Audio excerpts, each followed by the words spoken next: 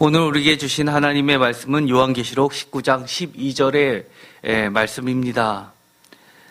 이 말씀은 제가 전에 통독을 하면서 예고를 했습니다.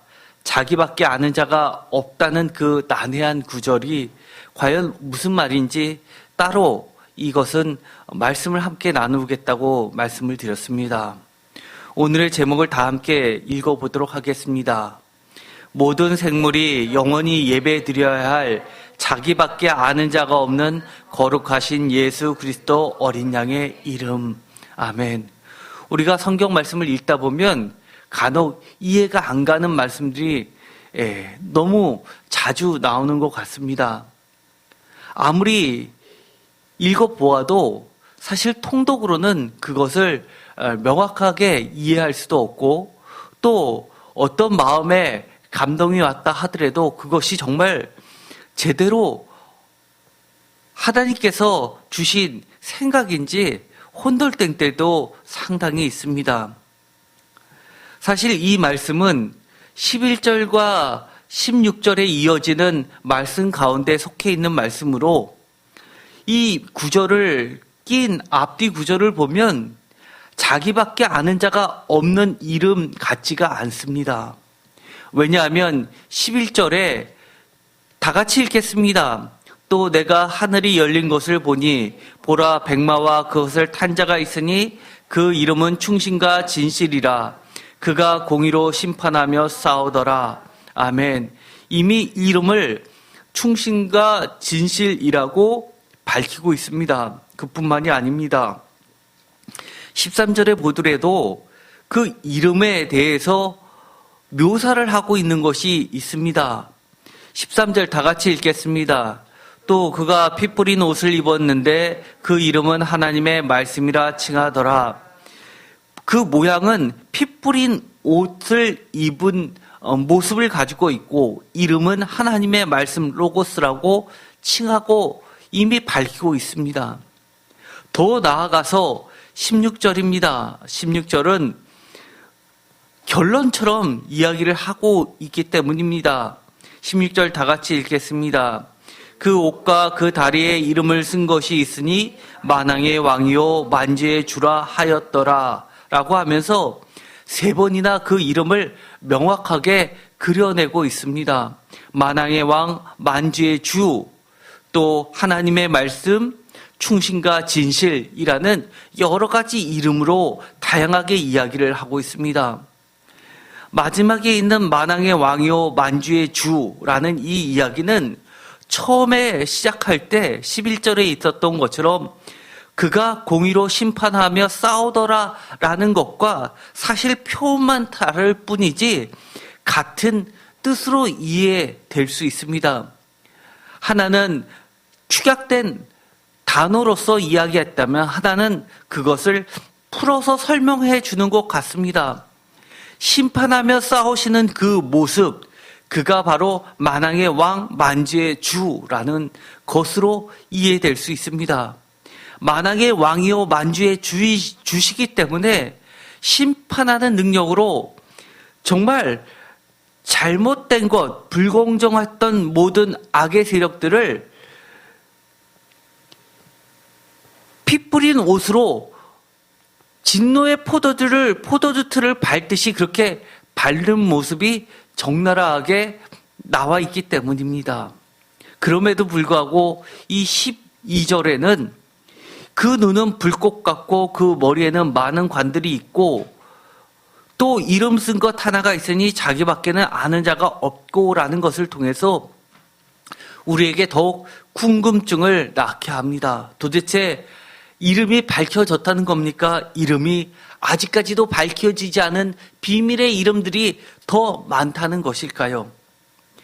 12절에 그 눈은 불꽃 같고 라는 것은 요한계시록 처음부터 계속해서 나왔던 이야기입니다. 하나님과 예수 그리스도를 이야기할 때 눈이 가득하다는 이야기를 많이 했습니다. 그것은 여러 교회를, 이 땅에 있는 하나님의 예수 그리스도의 교회를 살피시는 성령의 눈이었습니다. 또 머리에는 많은 관들이 있다라는 이야기는 승리의 관을 이미 보여주셨고 예수 그리스도께서 이기셨기 때문에 그를 따르는 종들이 지금 현재는 어려움을 겪고 있지만 반드시 이길 것이라는 것을 나타내고 있습니다. 그렇기 때문에 이 자기밖에 아는 자가 없다라는 그 뜻이 무척 난해하면서도 우리가 조금 더 신경을 쓰고 특별히 기억해야 될 하나님의 뜻이 묻어 있다는 숨겨져 있는 코드 같습니다. 우리가 늘 지금까지 예배를 드려오면서 말씀을 읽을 때 반복되던 것들이 있었죠. 우리가 말씀을 읽을 때 흐름상 전혀 궁금증이 없이 읽어왔었는데 어느 구절에 가서 무엇인가 걸려서 툭 튀듯이 도저히 앞뒤가 이해가 안 가듯이 따로 노는 것과 같은 구절들이 있었습니다. 보통 그것을 난해 구절이라고 하지만 그것을 풀면 풀수록 더 깊은 은혜가 있었던 겁니다. 여기서도 마찬가지입니다. 요한계시록 19장 12절에 자기밖에는 아는 자가 없는 이름, 이것은 한마디로 이야기하면 아는 자가 없다라는 것은 불가해성을 이야기합니다. 가능할 가짜, 아닐 불자 해서 이해했자 해서 도저히 이해 불가능하다는 것을 이야기합니다. 그뿐만이 아닙니다. 무한성을 나타내기도 합니다. 또한 무한성뿐만이 아니라 내재성을 포함한 초월성을 이야기합니다. 무엇인가 엇박자 같죠? 역설 같죠? 그렇지만 초월과 내재는 서로 반대되는 말인데도 불구하고 초월성을 나타내는데 내재성을 포함한 초월성입니다. 하나님은 우리와 함께 이 땅에 계시는 것 같지만 사실은 하나님은 이 땅을 넘어서 저 하늘에서 우리를 지켜주시고 계시기 때문입니다. 또 우리가 하나님뿐만 아니라 예수님도 이미 부활 승천하셔서 우리와는 멀리 떨어져 계신 분 같지만 언제나 우리의 삶 가운데 아주 밀접하게 우리와 함께 계시는 내재성을 가지고 계시기 때문입니다. 이 모든 것을 포함하면 한마디로 거룩성의 비근접성입니다. 이 말은 무엇이냐면 우리가 아주 사적인 모임을 하더라도 보통 여러분들 잘 아실 겁니다. 같이 식사를 나가면 담임 목사님 옆에는 성도님들이 잘 자리를 안 앉고 한 칸 정도 뛰어서 이렇게 쭉 앉죠. 그리고 회사를 가서도 학교에서 선생님 옆에는 학생들이 잘 앉지 않습니다. 교장 선생님 옆에는 선생님들도 잘 붙어 있지 않고 직급이 높은 순으로 앉죠. 회사도 마찬가지입니다. 이것은 불편하다는 것을 나타내기도 하지만 그것보다도 어느 정도의 그 거리를 띄움으로써 어떤 존경을 표현하는 방식이기도 했습니다. 그래서 예전에는 우리가 어릴 때만 해도 학교를 가면 그런 얘기를 자주 들었습니다. 그림자도 밟아서는 안 되는 분 세 분이 계셨죠. 임금님, 선생님, 부모님 이렇게 가르쳤습니다. 그 얘기는 가깝지 말라는 것이 아니라 거룩성을 나타내는 겁니다. 이 거리를 띄우면서 거룩성을 가장 많이 나타내는 대표적인 것이 바로 성경에 나와 있죠. 지성서에는 거리를 둡니다. 그리고 거룩과 속된 것을 나눠서 이 거룩함과 속된 것은 거리를 두게 합니다. 그리고 이 성막이 움직일 때는 많은 이스라엘 백성들이 거리를 띄웁니다. 성물하고 가까이 있지 않게 합니다. 이것들은 다 무엇을 나타내는 비근접성이냐 하면 거룩성을 나타내는 겁니다. 그래서 자기밖에는 아는 자가 없는 이름이라는 것은 불가해성, 무한성, 내재성을 포함한 초월성, 거룩성의 비근접성이라는 것들을 포함하고 있습니다. 이 대표적으로 히브리어로 우리는 하나님이라고 부르고 있지만 이것을 예호바라고 부르는 글자가 있습니다.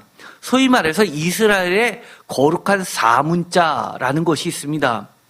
이 맨 오른쪽에 있는 것이 요드, 두 번째가 해, 그 다음에 바부, 그 다음에 해라는 글자입니다. 이 네 글자는 거룩한 네 문자라고 해서 이 하나님의 이름을, 여호와의 이름을 나타내는 글자라 해가지고 이 글자가 나오면 이스라엘 사람들은 아예 입 밖에 내지 않습니다. 침묵을 지킵니다.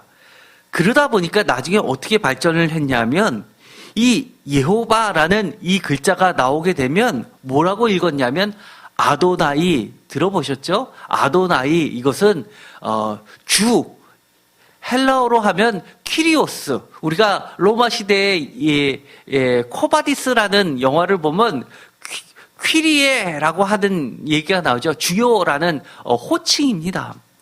퀴리오스 하면 주라는 뜻입니다. 그래서 히브리어로 하면 아도나이가 히브리 헬라어의 퀴리오스하고 같은 뜻입니다. 그래서 이것을 아도나이라고 읽었습니다. 침묵을 지키든지 아니면 아도나이라고 불렀는데 정확히 이야기해서 이 여호와라는 이 단어는 사실 여호와라고 불려졌는지도 사실 모르는 단어입니다. 왜냐하면 글자만 남아있지 부르질 않다 보니까, 그리고 히브리어는 원래 자언만 있었던 글자고 이 기원 후에 가서 6세기 이후에 가서 심지어 10세기 정도에 가가지고 이 마소라 텍스트라고 마소라라는 학자들이 모여서 정확하게 성경 말씀을 읽기 위해서 모음부호를 붙인 것을 마소라 텍스트라고 합니다.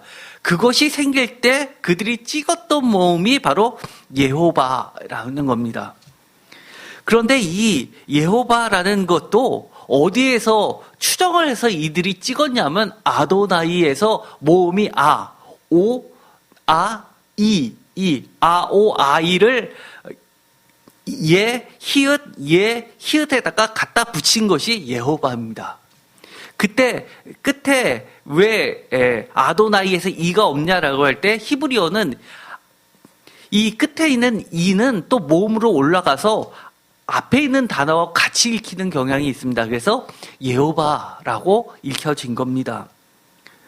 그래서 우리는 이것을 한자를 빌려서 그리고 영어를 참조해서 여호와라고 했는데 독일 계통에서는 야훼라고 읽죠. 왜냐하면 이 바부가 독일어에서는 이 제이가 지읒 발음도 나지만 이응 발음도 나기 때문이다. 그래서 비읍과 이응의 중간 발음이 되는 거죠. 그렇기 때문에 이 사실은 여호와라는 이 말은 사실은 아주 비밀스러운 이름입니다. 다만 이것이 무슨 뜻이냐 했을 때 중간에 있는 이 두 번째 있는 이 해라는 것은 하야의 어근이 되는데, 하야는 쉽게 말해서 비동사입니다. 비동사가 두 가지 뜻이 있죠. 이다라는 뜻이, 이다라는 보호를 설명해주는 단어이기도 하고 있다라는 존재를 나타내는 단어이기도 합니다. 그래서 하나님께서 출애굽 때 모세에게 이야기하실 때 내 이름은 여호와다라고 하면서 나는 스스로 있는 자다라고 한 것이 그것을 비동사로 풀었기 때문에 그렇게 이야기하는 겁니다. 쉽게 말해서 나는 원래부터 있었지 창조자지 창조물이 아니라는 겁니다. 그리고 이것을 또 다르게 해석하면 원래부터 존재했던 것 아무도 건들 수 없다는 겁니다. 아무도 좌지우지 시킬 수 없는 절대자라는 뜻도 됩니다. 그리고 태고의 원천으로도 해석할 수 있는 겁니다. 쉽게 말해서 하야는 대표적으로 어디에 쓰이는 발전돼서 어디에 많이 쓰이냐면 생물, 살아있는 것에 들어가는 어근입니다. 왜 이렇게 이 여호와라는, 우리는 여호와라는 것을 이렇게 쉽게 읽는데 왜 그들은 그랬을까요? 왜 아예 발음을 잃어버릴 정도로 유대인의 학자들도 그것의 정확한 발음을 모른다라고 할 정도로 잊어버리게 되었을까요? 신명기 5장 11절에 있는 십계명의 규칙 때문에 그렇습니다. 명령이죠. 다 같이 읽겠습니다. 너는 내 하나님 여호와의 이름을 망령되이 일컫지 말라. 나 여호와는 내 이름을 망령되이 일컫는 자를 죄 없는 줄로 인정하지 아니하리라. 아멘. 여기에서도 여호와는 그랬는데 이 스퍼전 세번역에서는 이 밑에 다 뭐라고 번역했습니까? 주, 아도나이로 번역한 겁니다. 여기서는 여호와는 해서 함부로 이야기하는 거 아니냐라고 할 때 그들은 절대로 여호와라고 부르지 않습니다. 지금도 그들은 아도나이라고 읽을 뿐입니다. 그런데 이것이 구약에만 있었냐? 예수님 시대도 마찬가지입니다. 심지어 예수님은 이렇게 이야기하죠. 마태복음 산상수훈이 들어가 있는 마태복음이죠. 마태복음 5장 33절부터 나오는 말에 이렇게 되어 있습니다. 또 이스라엘에게 말한 바 헛맹세, 쉽게 말해서 거짓 맹세를 하지 말고 맹세한 것을 주께 지키라 하였다는 것을 너희가 들었으나 나는 너에게 이르노니 도무지 맹세하지 말지니 하늘로도 하지 말라 이는 하나님의 보좌요 땅으로도 하지 말라 이는 하나님의 발등상이요 예루살렘으로도 하지 말라 이는 큰 임금의 성이요라고 하면서 하나님의 이름이 들어가는 것을 다 금지시켜 버리는 겁니다. 예를 들어서 유대인들은 하늘에 계신 아버지 하나님을 하늘에 계신 분 하늘 아버지라고 불렀지 하나님이라고 부르진 않았죠. 그래서 하늘로도라는 하늘이라는 이 칭호는 하나님의 보좌라는 것이죠. 땅으로도 말고 하나님의 발등상이고 예루살렘으로도 말라 이것은 큰 임금의 성. 예루살렘이 뭡니까? 하나님이 계시는 궁궐, 그것이 뭐죠? 성전입니다. 성전 둘레에 있는 거룩한 땅, 그것이 예루살렘 도성입니다. 그래서 이 거룩한 도성으로는 죄 지은 사람들은 장사꾼들을 사실 못 들어오게 막았던 겁니다. 그러나 실제로는 그랬나요? 그렇지 않죠. 에스겔서에서만 남아있죠. 거짓말하는 자들은 들어오지 못하게 하라라는 말이 들어와 있습니다. 그런데 출애굽기 3장에 가면 우리가 잘 알고 있는 이 모세의 이야기에 보면 하나님이 스스로 자기의 이름을 밝힙니다. 잘 알고 있죠. 13절 모세가 하나님께 아뢰되 내가 이스라엘 자손에게 이르기를 너희 조상의 하나님이 나를 너희에게 보내셨다 하면 그들이 내게 묻기를 그의 이름이 무엇이냐 하리니 내가 무엇이라고 그들에게 말하리이까. 14절 다 같이 읽겠습니다. 하나님이 모세에게 이르시되 나는 스스로 있는 자니라. 또 이르시되 너는 이스라엘 자손에게 이같이 이르시기를 이 스스로 있는 자가 나를 너에게 보내셨다 하라. 아멘. 사실 이 구절 앞에는 뭐라고 되어 있냐면 너희 조상들의 하나님이다 라고 하면서 아브라함의 하나님, 이삭의 하나님, 야곱의 하나님이다 라고 먼저 자기 자신을 밝히십니다. 그럼에도 불구하고 13절에 가서 이처럼 엉뚱하게 모세가 또 이름을 물어봅니다. 그러자 나는 스스로 있는 자다라고 밝히게 됩니다. 이것은 하나님이 스스로 자신을 계시하신 것이죠. 이렇게 나타낼 뿐만 아니라 또 거절도 하십니다. 사실 모세 이전에 야곱이 먼저 물어봤었습니다. 우리가 아주 잘 알고 있는 장면이죠. 창세기 32장에 보면 야곱이 천사와 씨름하는 장면이 나오죠. 그때 25절 자기가 야곱을 이기지 못함을 보고 그가 야곱의 허벅지 관절을 치매 야곱의 허벅지 관절이 그 사람과 씨름할 때 어긋났더라. 26절 그가 이르되 날이 새려하니 나로 가게 하라. 야곱이 이르되 당신이 내게 축복하지 아니하면 가게 하지 아니하겠나이다. 27절 그 사람이 그에게 이르되 내 이름이 무엇이냐. 그가 이르되 야곱이니이다. 28절 그가 이르되 내 이름을 다시는 야곱이라 부를 것이 아니요 이스라엘이라고 부를 것이니 이는 내가 하나님과 및 사람들과 겨루어 이겼음이라. 이렇게 해서 이스라엘이 된 건 다 아시죠? 29절 야곱이 청하여 이르되 당신의 이름을 알려주소서. 그 사람이 이르되 어찌하여 네 이름을 묻느냐 하고 거기서 야곱에게 축복한지라. 30절 그러므로 야곱이 그곳 이름을 브니엘이라고 하고 하였으니 그가 이르기를 내가 하나님과 대면하여 보았으니 내 생명이 보존되었다 함이더라. 대면하여 보았으나 내 생명이 보존되었다 함이라. 엘은 하나님이고 분이는 판이란 뜻은 면전이라는 뜻입니다. 하나님의 면전이라는 뜻입니다. 그래서 여기서 보면 이름을 밝히지 않고 축복하는 것으로 끝냅니다. 그리고 이 사람이 했던 것은 야곱의 이름을 바꿔줍니다. 이름을 지어준다는 것, 최초로 이름을 지어준 자가 있었죠. 누가 있었죠? 하나님이 아담에게, 그렇죠? 그리고 하와에게, 그 다음에 인간 중에서는 아담이 모든 생물들의 이름을 지어줍니다. 이름을 지어준다라고 하는 것은 그 사람에 대해서 처음부터 끝까지 모든 것을 다 알고 있다는 것을 이야기합니다.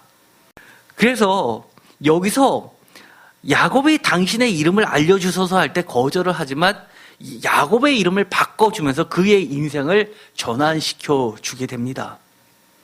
그런데 여기서 분이엘이라고 해서 앞에서 보면 분명하게 여호와의 사자라고 하는데 분이엘이라는 이름을 보면 여호와의 사자가 아니라 이것은 하나님을 대면한 건데 하나님을 대면하겠다고 하기가 어려우니까 단순히 여호와의 사자라고 칠했을 뿐인 겁니다. 이름은 분이엘, 하나님의 면전 앞이라는 겁니다. 또 사사기 13장에 보면 이런 것도 있죠. 마노아가 누군지 알죠? 이 삼손 이야기입니다. 삼손을 태어나기 전에 부모에게 뜻을 비춰주시죠. 마노아가 또 여호와의 사자에게 말하되 당신의 이름이 무엇이니까 당신의 말씀이 이루어질 때 우리가 당신을 존귀 여기리다 하니 존귀 여긴다라는 것을 표준세번역에서 그에게 그 영광을 돌리고 싶다라는 겁니다. 쉽게 말해서 예배하고 싶다는 겁니다. 그러자 18절 다 같이 읽겠습니다. 여호와의 사자가 그에게 이르되 어찌하여 내 이름을 묻느냐 내 이름은 기묘자라 하니라. 자기의 이름은 비밀이라고 하였다라고 표준세번역은 번역합니다. 우리가 잘 알고 있었죠. 이사야서의 기묘자, 묘사라. 이것은 누구에게 적용한 이름입니까? 예수 그리스도죠. 사실 하나님의 이름은 비밀입니다. 여기서 또 여호와의 사자라고 이야기했지만 우리는 이것을 봐서 성령님, 하나님의 영이라고 이해하면 될 듯합니다. 하나님의 사실은 이름이 기묘자, 비밀입니다. 비밀성을 이야기합니다. 지금까지 우리가 줄기를 놓치면 안 됩니다. 이름을 가지고 쭉 오는 겁니다. 지금까지 봤을 땐 어떨 때는 이름을 밝혔고 어떨 때는 이름을 밝히지 않았습니다. 비밀에 붙여두었습니다.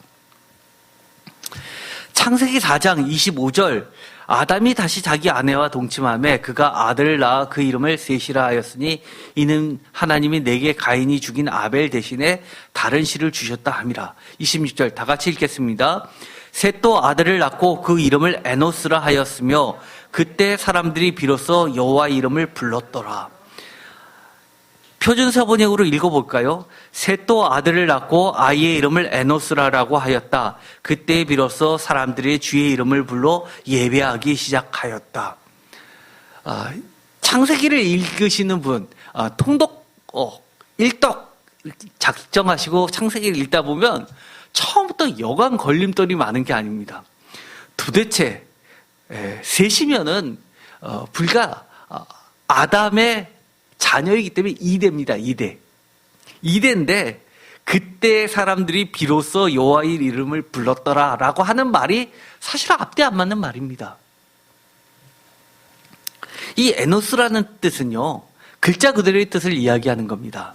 사람, 인류라는 뜻입니다. 맨이나 맨카인드. 아담도 마찬가지입니다. 아담도 뜻이 영어로 하면 맨이라는 뜻도 있고 맨카인드, 사람 또는 인류 전체를 나타내는 동의어입니다. 이것은 하나같이 인간의 연약함, 한계성을 가지고 있습니다.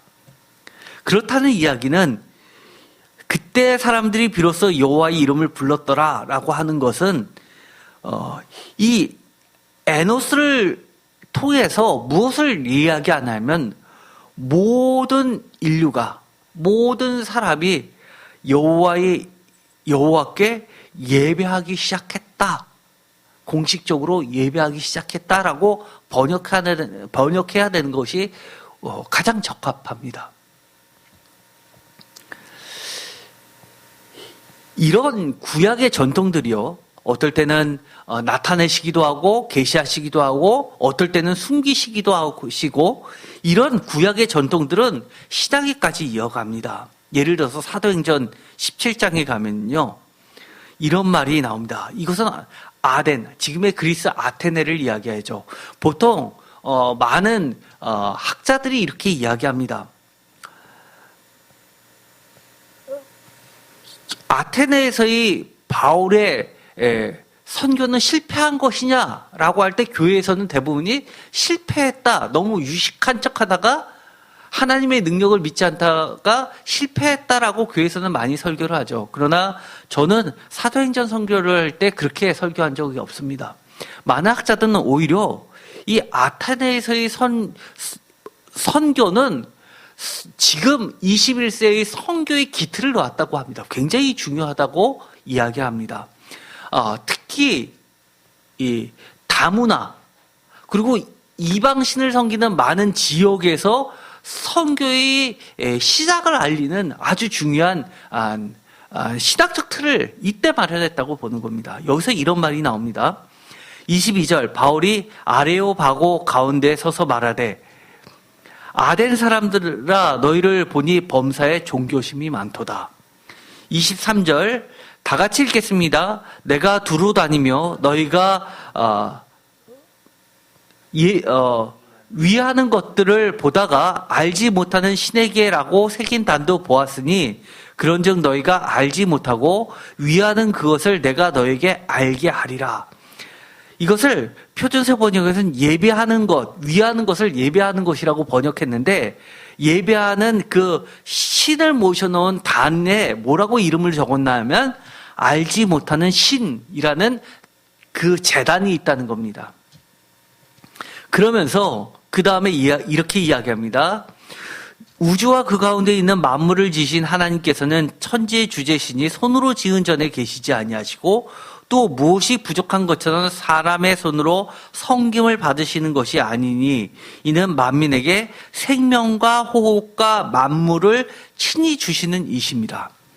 인류의 모든 족속들을 한 혈통으로 만드사 온 땅에 살게 하시고 그들의 연대를 정하시며 거주의 경계를 한정하셨으니 이는 사람으로 혹 하나님을 더듬어 찾아 발견하게 하려 하심이로되 그는 우리 각 사람에게서 멀리 계시지 아니하도다.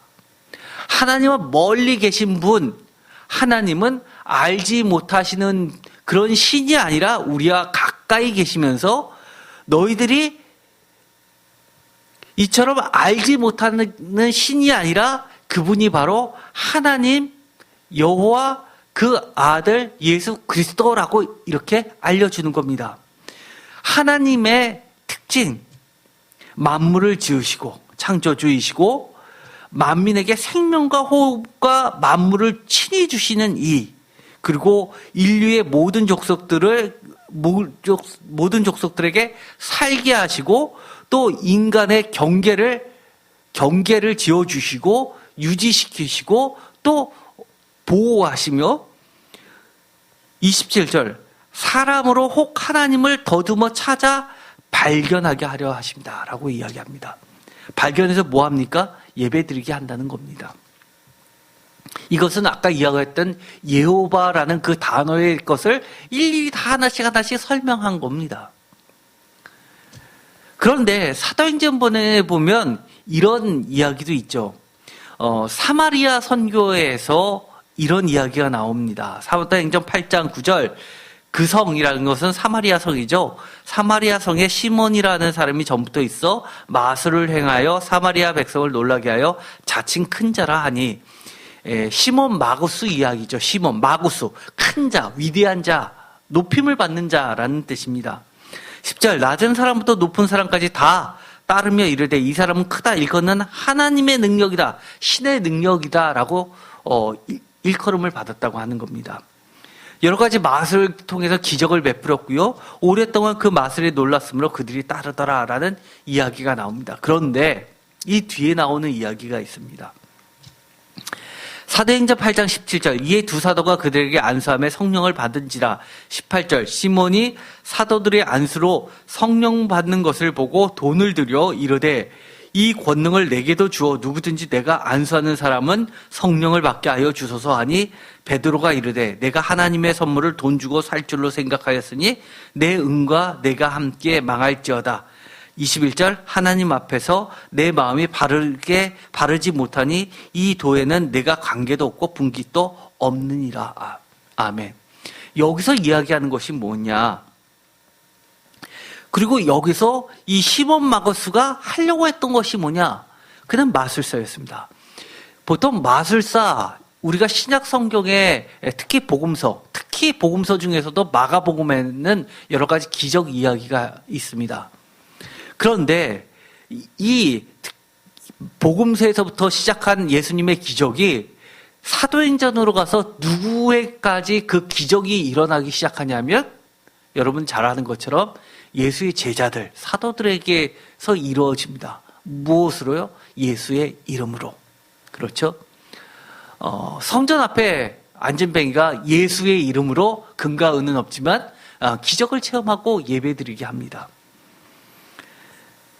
이 기적은 마술을 행하는 자들의 특징은 끝에 주문이 있죠. 누구누구 이름에 신의 이름을 부릅니다.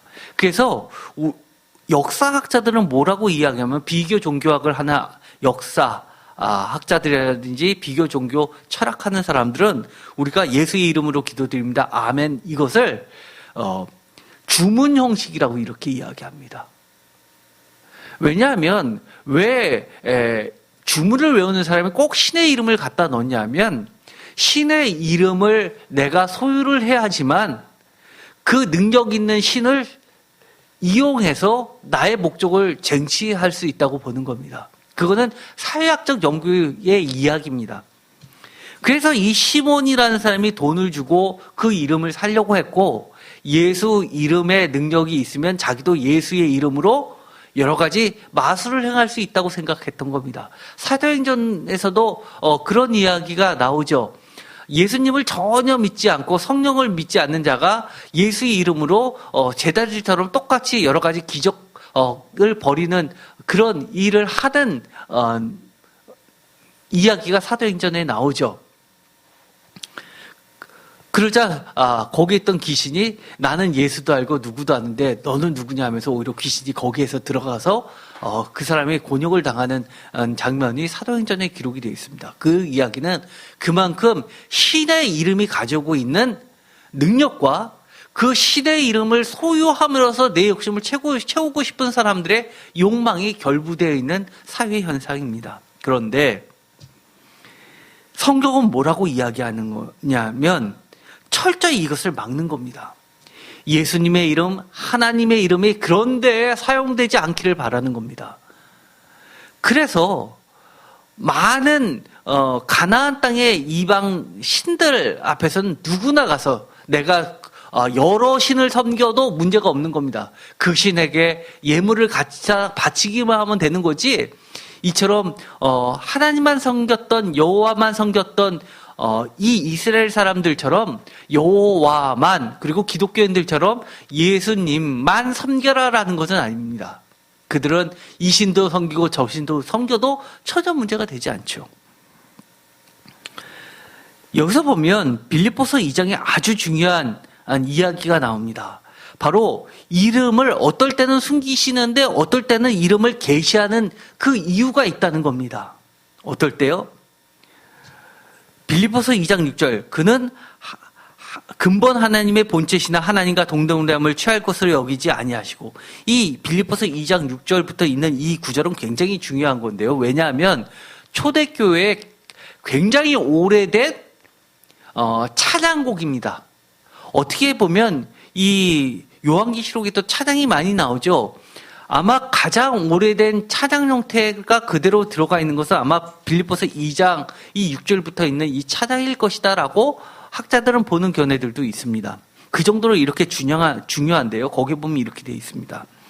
7절 오히려 자기를 비워 종의 형체를 가지사 사람들과 같이 되셨고 8절 사람의 모양으로 나타나사 자기를 낮추시고 죽기까지 복종하셨으니 곧 십자가에 죽으심이라. 9절 이름으로 하나님이 그를 지극히 높여 모든 이름 위에 뛰어난 이름을 주사. 10절 하늘에 있는 자들과 땅에 있는 자들과 땅 아래에 있는 자들로 모든 무릎을 예수의 이름에 꿇게 하시고 11절 다 같이 읽겠습니다.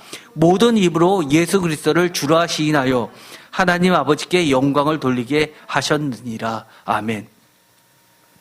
그 이름을 밝히는 이유가 뭐라는 겁니까? 결론적으로 하늘에 있는 자들과 땅에 있는 자들과 땅 아래에 있는 자들로 모든 무릎을 예수의 이름에 꿇게 하고 모든 이름으로 예수 그리스도를 주라 시인하여 하나님 아버지께 영광을 돌리게 하기 위해서 예수 그리스도의 이름을 모든 것 위에 뛰어난 이름을 주시는 거라는 겁니다.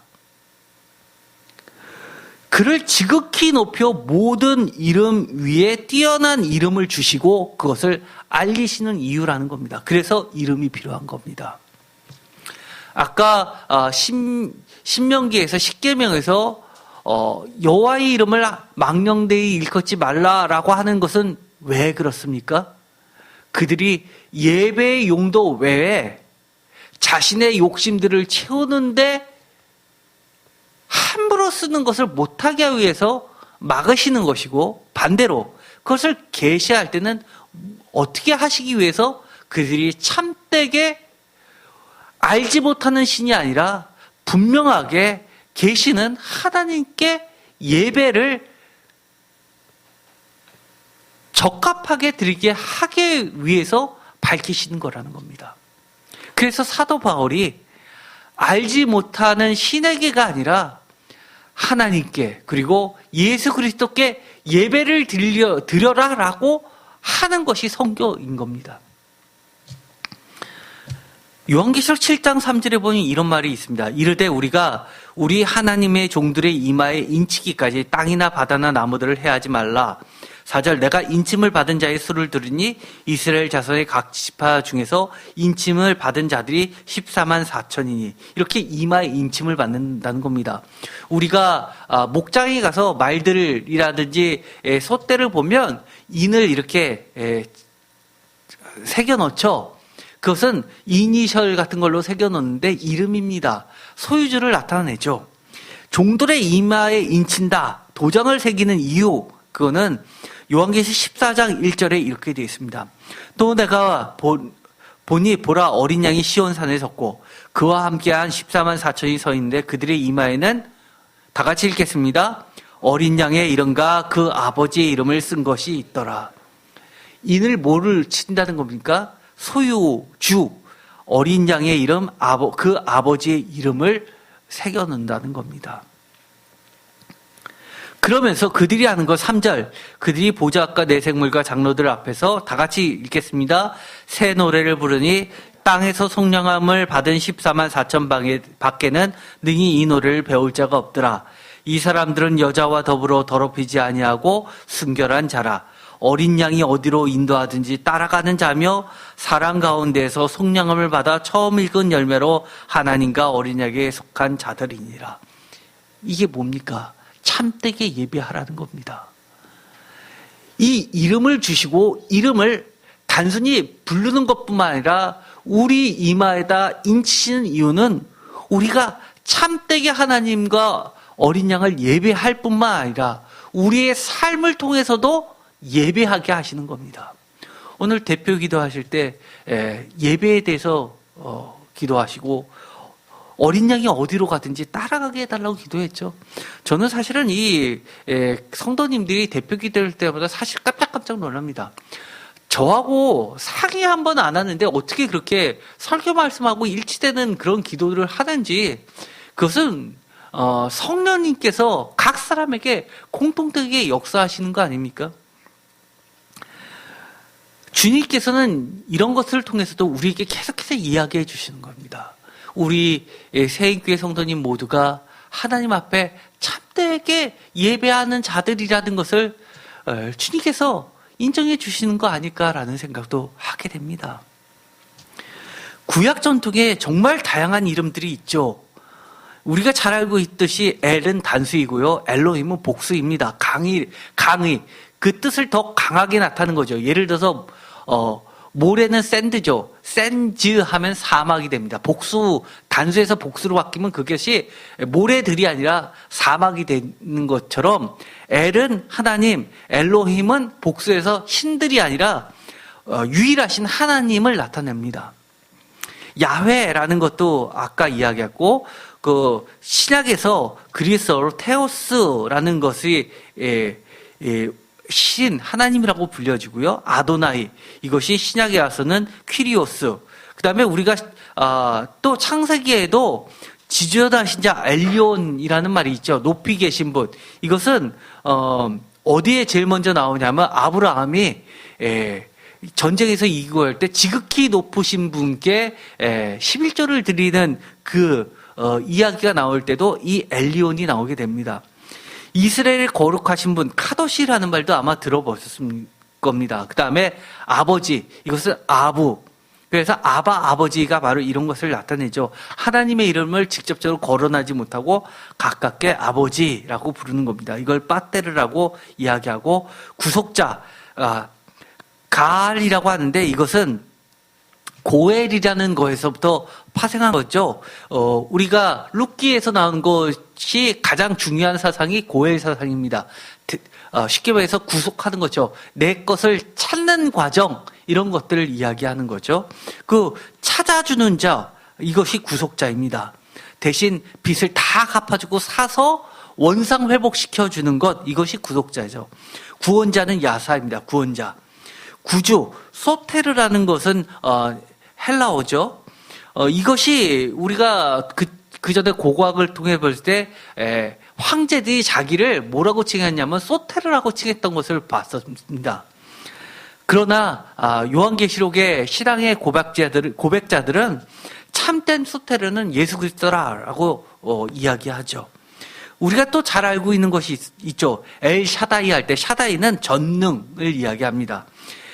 엘로이 하면 감찰하시는 하나님, 그리고 짜딕 하면 의로우신 하나님, 그 다음에 또 중요한 것이 있습니다. 체바오트라는 것인데요.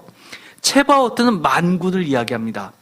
그래서 엘로임 체바오트는 이사야에서 대거 등장하고요. 이것이 바벨론 포로기에 그들이 바벨론을 또 끌려가서 여러 이방신들 가운데서 혼란해 있을 때 모든 이방신들을 짓누르고 만주의 주 만군의 왕이신 분을 나타낼 때 이 엘로임 체바오트를 씁니다. 그것이 오늘 본문에 나오는 것처럼 이것은 히브리어가 아니라 헬라어로 해서 만왕의 왕이요 만주의 주라는 말로 바뀌게 되는 것이죠.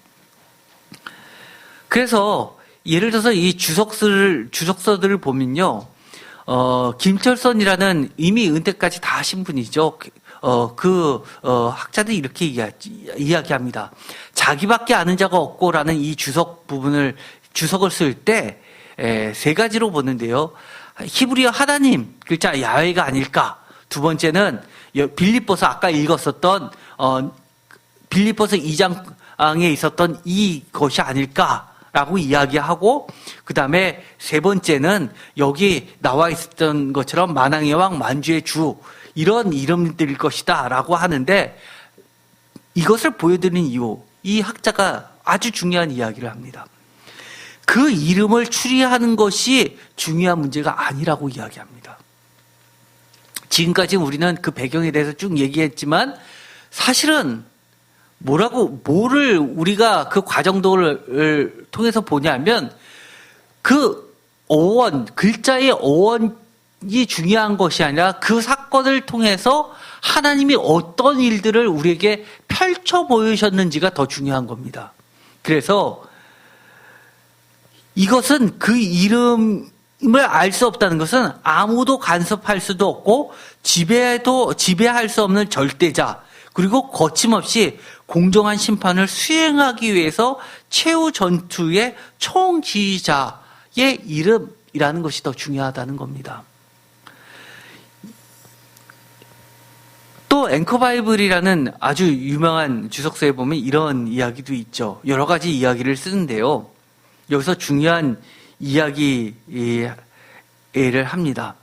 여기서는 결론적으로는 이 만왕의 왕 만주의 주 이것이 제일 타당하다라고 이야기하면서 성경에는 드러내는 것 계시도 있지만 또 비밀스럽게 감추는 것도 있다라는 이야기를 하면서요.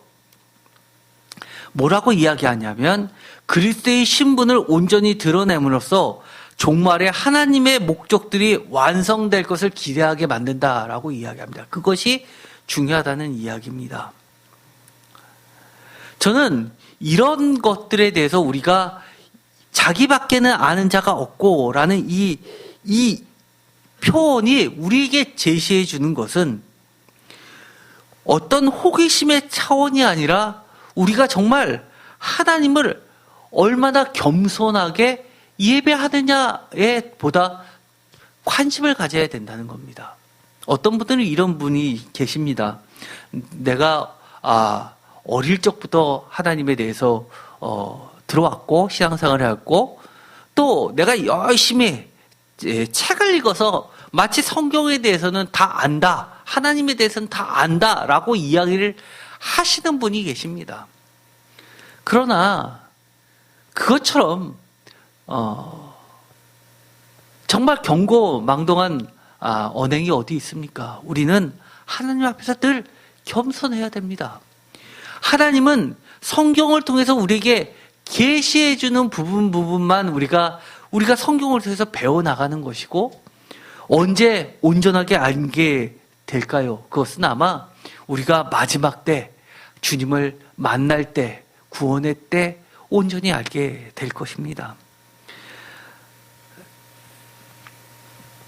시간이 많이 지나서 제가 이런 자세한 부분은 다음에 다시 하도록 하고요. 결론 부분만 제가 이야기하도록 하겠습니다.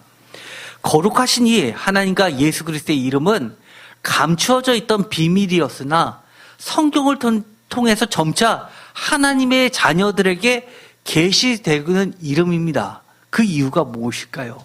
지금까지 이야기했던 것을 보면 마지막 때 온전히 밝히 드러날 것이지만 현재 우리로 하여금 참된 예배를 가능케 해주십니다. 고린도전서 13장 12절에 보면 아주 유명한 말이 있죠. 다 같이 읽겠습니다. 우리가 지금은 거울로 보는 것 같이 희미하나 그때에는 얼굴과 얼굴을 대하여 볼 것이요. 지금은 내가 부분적으로 아나 그때에는 주께서 나를 아신 것 같이 내가 온전히 알리라. 하나님이 그를 지극히 높여 모든 이름 위에 뛰어난 이름을 주신 것, 모든 이름으로 예수 그리스도를 주라 시인하여 하나님 아버지께 영광을 돌리게 하려 하시는 그 뜻이 있다는 것을 깨닫고 오늘도 요한계시록에 14만 4천 구원받은 자만이 부를 수 있는 그 노래, 참된 찬양을 우리가 늘 우리의 삶 가운데서 부르는 존재들이 되었으면 좋겠습니다. 기도하고 마치겠습니다. 하나님, 우리가 주님의 이름을 이미 소유해서 내 마음대로, 내 욕심대로 하나님을 섬기는 자가 되지 않게 하여 주옵소서. 주님이 우리에게 주님의 이름을 나타내 주신 이유는 우리로 하여금 온전히 구원에 이르게 하시고 하나님을 참되게, 예수 그리스도를 참되게 예배하게 하시기 위해서 우리에게 그 귀한 이름을 알려주셨습니다. 주님의 이름을 망령되게 일컫지 않게 하시고 하나님의 이름과 예수 그리스도의 이름을 우리의 온 삶을 통해서 찬양드리게 하여 주시옵소서. 예수 그리스도의 이름으로 기도드렸습니다. 아멘.